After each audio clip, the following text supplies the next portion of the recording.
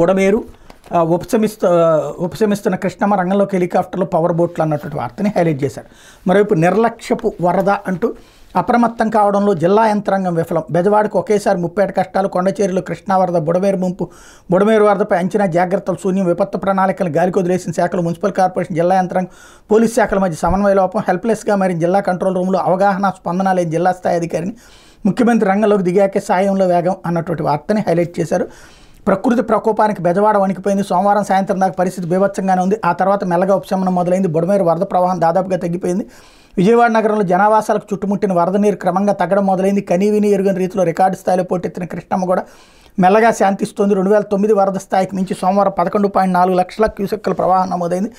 మంగళవారానికి 9 లక్షల క్యూసెక్కులకు తగ్గుతుందని అధికారులు అంచనా వేస్తున్నారు. దీంతో నగరానికి కృష్ణా ముంపు కూడా తగ్గనుంది. ఇక వరద బాధితులను ఆదుకునే చర్యలు సోమవారం గాడిన పడ్డాయి. రాష్ట్ర జాతీయ విపత్తు స్పందన సిబ్బంది పూర్తి స్థాయిలో రంగంలోకి దిగారు.